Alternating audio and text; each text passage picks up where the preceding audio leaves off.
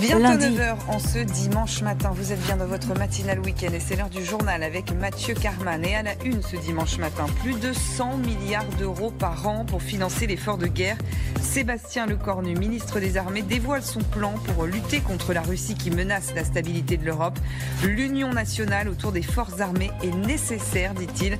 Tous les détails dans un instant. Nous irons également en Syrie dans ce journal où 3 mois après la chute de Bachar al-Assad, plus de 1000 personnes ont été abattues par le nouveau pouvoir syrien. Des combats sont toujours en cours. Nous retrouverons Arthur Saradin dans un instant.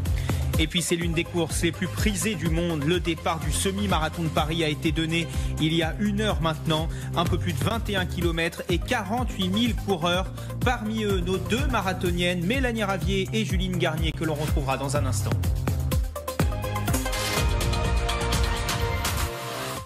Il est 7h59, on vous souhaite une excellente journée, un excellent début de semaine. Un nouveau journal, il est quasiment 8h, les titres avec Amal Laoui.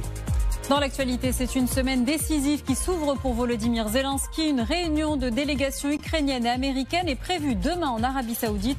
On retrouvera notre envoyé spécial Thomas Misraki à Riyad. Dans ce contexte, comment financer les 100 milliards d'euros pour la défense préconisés par Sébastien Lecornu? Le gouvernement pourrait activer plusieurs leviers. Lesquels? Explication dans un instant.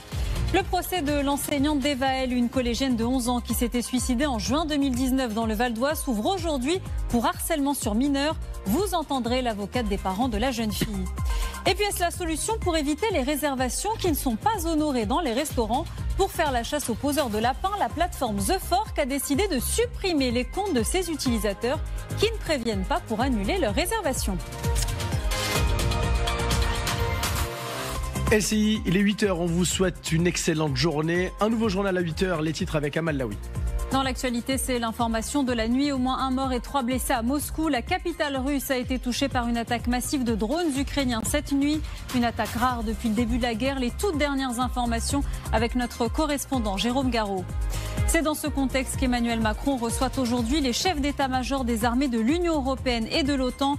Une réunion dans laquelle il sera question d'envoi de troupes en Ukraine pour maintenir la paix. Explication dans ce journal. Est-ce un manque de vigilance qui a provoqué la collision entre un pétrolier et un cargo en mer du Nord? L'enquête est en cours pour déterminer les causes qui a fait une trentaine de blessés. Une personne est toujours portée disparue. Les recherches devraient reprendre ce matin. Et puis attention à la recrudescence de la rougeole en France. Plusieurs dizaines de cas ont été recensés depuis le début de l'année. Pourquoi ce regain de l'épidémie? Que faut-il faire pour se protéger? On répondra à toutes ces questions.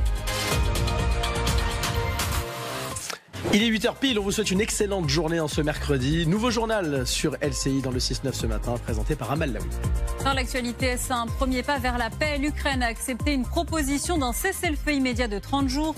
En contrepartie, Washington annonce la levée de ses restrictions sur l'aide militaire et l'échange de renseignements. C'est maintenant à la Russie de répondre. On retrouvera notre correspondante Charlie Nurel en Ukraine.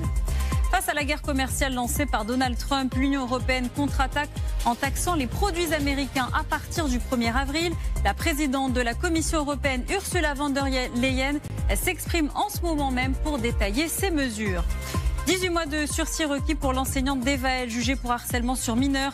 Elle est accusée d'avoir humilié et isolé la collégienne qui s'est suicidée en 2019 à l'âge de 11 ans. Et puis l'immense joie du Paris Saint-Germain hier soir qualifié pour les quarts de finale de la Ligue des Champions. Le club de la capitale a fait chuter le géant Liverpool au bout d'un combat gagné à l'issue d'une séance de tir au but. Le résumé de ce match à la fin de ce journal. Bonne journée, il est 7h59. Un nouveau journal ce matin avec Amal Laoui. Dans l'actualité, cette image rare de Vladimir Poutine sur le terrain vêtu d'un treillis. Le chef du Kremlin s'est rendu aux côtés de ses troupes dans la région de Koursk, partiellement occupée par l'Ukraine. On retrouvera notre correspondant à Moscou. Les députés adoptent la résolution de soutien à l'Ukraine qui contient notamment un appel à la saisie des avoirs russes gelés. Les débats, vous allez le voir, ont été animés. La France insoumise et des députés communistes ont voté contre. Le Rassemblement national, lui, s'est abstenu.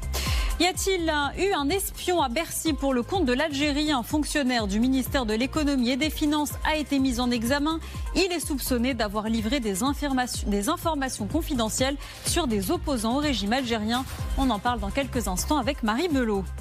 Et puis il dénonce un pillage monumental. Les éditeurs français attaquent le géant Meta en justice sur les droits d'auteur. Le groupe américain est accusé de piller massivement des œuvres protégées pour alimenter son modèle d'intelligence artificielle. On vous souhaite une excellente journée ce matin. Merci d'avoir choisi LCI pour vous réveiller. Il est 8h, un nouveau journal avec Amal Laoui. Dans l'actualité, Volodymyr Zelensky dénonce des manipulations de Vladimir Poutine. Hier, le chef du Kremlin s'est dit favorable à la trêve proposée par les Américains, mais sous condition de décryptage au début de ce journal. L'inquiétude des producteurs français. Donald Trump menace de taxer le vin et le champagne de 200% après la riposte de l'Europe sur les droits de douane. Ce projet d'attentat déjoué à Vesoul, un adolescent de 17 ans a été mis en examen écroué. Le jeune homme présenté comme un fanatique de Daesh a été arrêté en possession d'un couteau. On en parle avec Alexandra Guillet du service police-justice. Grand Soleil, c'est le titre du nouvel hymne du SIDAction, une chanson écrite par le rappeur belge Damso. 18 artistes de la scène française ont participé à ce projet, extrait du clip à la fin de ce journal.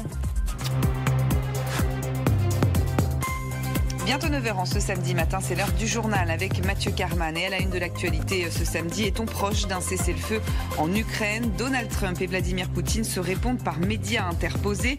Le président russe appelle les Ukrainiens à se rendre dans la région de Koursk alors qu'un sommet virtuel est organisé avec 25 dirigeants du monde entier. Ce sera aujourd'hui. Nous irons en Italie dans ce journal où la Toscane est en proie à des inondations. Des dizaines d'habitants ont été évacués ces dernières heures.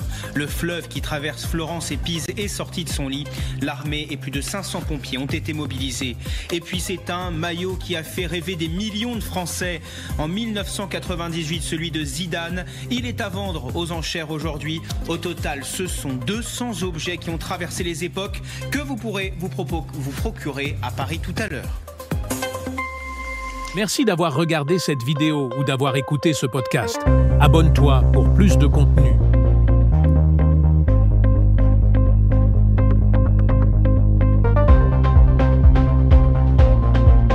Merci d'avoir regardé cette vidéo ou d'avoir écouté ce podcast. Abonne-toi pour plus de contenu.